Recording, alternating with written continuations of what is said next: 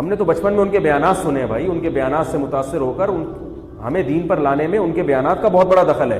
میں نے حضرت سے عرض کیا, مولانا تاج مل صاحب سے, میں نے ان کو بتایا, میں نے کہا آپ کا ایک بیان میں نے 1993 میں سنا تھا, اور وہ بیان کیا تھا, جب میں نیا نیا مدرسے کی طرف آیا تو مجھے بار بار وہ جو بچپن کے شوق ہوتے ہیں نا, پائلٹ بننا اور انجینئر بننا, ہمیں تو کوئی بھی پوچھتا تھا کیا بنو گے, پائلٹ. کبھی بھی یہ نہیں کہتے تھے مولوی بنیں گے. کسی بچے سے پوچھو وہ کہے گا مولوی بنیں گے, وہ پائلٹ بنوں گا, یہ لش پش. تو میں جب مدرسے کی طرف آ گیا تو وہ سارے پلان ہمارے پائلٹ میں نے اپنی تصویریں بھی کھنچوائی تھی پائلٹ کے, اس ماڑی پور بیس مسرور جو ہے نا ماڑی پور میں, تو وہاں ہم 7 ستمبر کو جا کے پائلٹ کے بیس میں, وہ اس کے ڈریس میں, بیس مسرور میں پائلٹ کے ڈریس میں, ہیلمٹ ہاتھ میں, اور ایسے لش پش بن کے تصویریں. پھر جب ہم دین کی طرف آئے وہ تصویریں ہم نے پھاڑ دیں.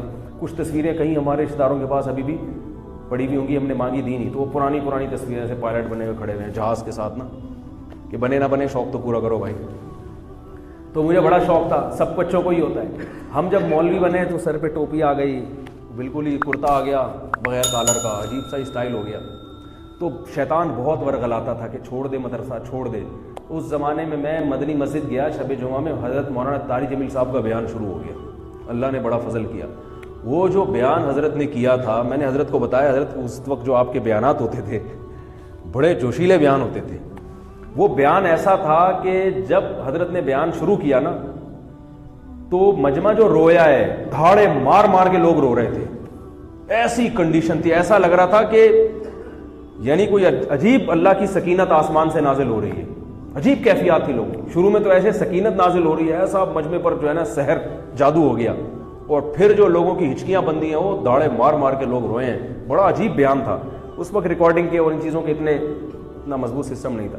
تو اس بیان میں حضرت کہہ رہے تھے کہ بھائی یہ دنیا کی حقیقت بیان کر رہے تھے کہ جو ٹانگا چلانے والا ہے نا وہ بھی کوچوان ہے, اور جو جہاز اڑانے والا ہے وہ بھی کوچوان ہے. وہ بڑا کوچوان ہے, یہ چھوٹا کوچوان ہے, ہیں دونوں ہی کوچوان.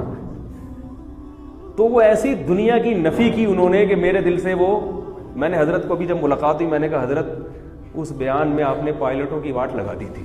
ایسے ہی میں نے کہا پائلٹ بننے کا شوق کیا ہو گیا کافور. پائلٹ کی اہمیت کا انکار نہیں کر رہا میں, اگر اللہ کے لیے ہے, اپنے ملک کے دفاع کے لیے ہے, پھر تو پائلٹ بننا بہت بڑی فضیلت ہے. ہوائی جہاز اڑا کے اپنے ملک کا دفاع کرنا, مسلمان قوم کا دفاع کرنا, یہ تو صحابہ بھی میدان جنگ میں گھوڑوں پر سوار ہو کے بہادری کے جوہر دکھاتے تھے. لیکن ہمارا مقصد تو شو مارنا تھا نا, کیا خیال ہے؟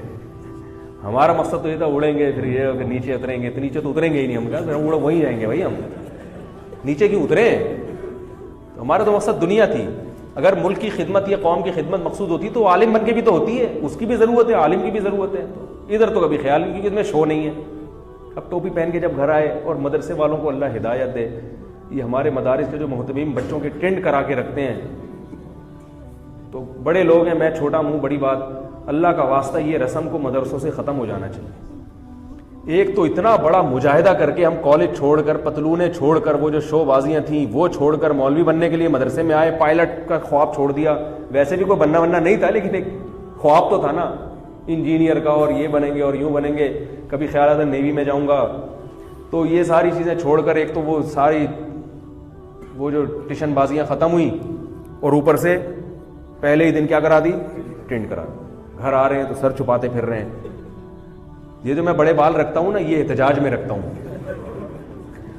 ورنہ مجھے بڑے بال رکھنے کا بالکل بھی شوق نہیں تھا.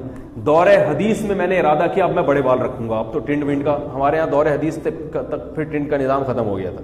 بھائی دورے سے پہلے ٹنڈ کراؤ, دورے میں پہنچیں گے تو بال رکھنے کی اجازت. تو جب دورے میں پہنچا تو بال رکھ لیے. جب اگلے سال تخصص میں آئے تو پھر استاذ کا حکم آئے ٹنڈ کرا لو.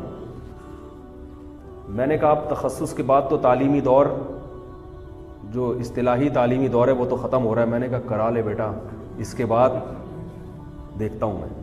پھر میں نے بال رکھے, یہاں تک بال کر دیے, تب تو چھوٹے ہو گئے, ادھر تک بال, بہت بڑے بال رکھے. پھر ہم نے کہا احتجاج میں جو ساری کسر نکالیں گے ہمیں ٹریننگ کیوں کرائی.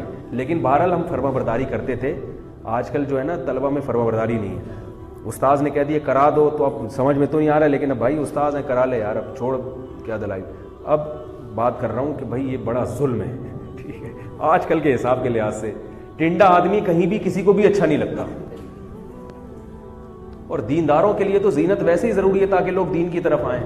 ٹرینڈ کرا کے عجیب حسن تیرا اس طرح سالم رہا, سر منڈانے پر بھی تو ظالم رہا. یا ہمارے اساتذہ میں یہ شعر سناتے تھے, حسن تیرا اس طرح سالم رہا, سر منڈانے پر بھی تو ظالم رہا.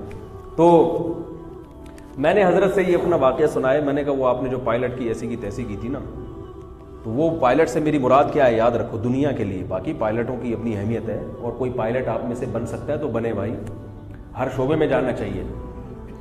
تو میں یہ کر رہا تھا کہ میں تو گیا تھا کہ بھائی وہ بڑے بزرگ ہیں, وہ میری تصویریں ایسی آ گئی, یوں بیٹھا ہوا ہوں, یوں کر کے دیکھ رہا ہوں. وہ عجیب عجیب سی تصویریں آئی ہیں, وہ مارکیٹ میں چلی ہیں. تو میں اتنا بدتمیز الحمدللہ نہیں ہوں کہ بڑے حضرات کے سامنے میں اس طرح سے بیٹھوں. پھر وہ میری بات چیت کرتے ہوئے آڈیو بھی آئی ہے, اس میں بھی ایسا لگ رہا ہے میں ان کو سمجھا رہا ہوں. ایک صاحب نے مجھے فون کیا, آپ کیا ان کو سمجھا رہے تھے؟ میں نے کہا میں کون ہوتا ہوں ان کو سمجھانے والا بھائی. انہوں نے مجھ سے ایک سوال پوچھا تھا, کوئی بات پوچھی تھی جامعہ سے متعلق, میں اس کا جواب دے رہا تھا کہ بھائی وہ جامعہ میں درس قرآن کی جو ٹریننگ دی جاتی ہے اس میں یہ, وہ پوچھ رہے تھے کیا ہوتا ہے اس میں, ان کو بتا رہا تھا. تو وہ ایسا لگ رہا ہے جیسے میں ان کو سکھا رہا ہوں کہ ایسے دیا جاتا ہے درس قرآن. تو وہ آدھی بات آئی ہے نا. تو یہ یعنی وہ ان تصویروں سے آپ دھوکہ نہ کھائیں.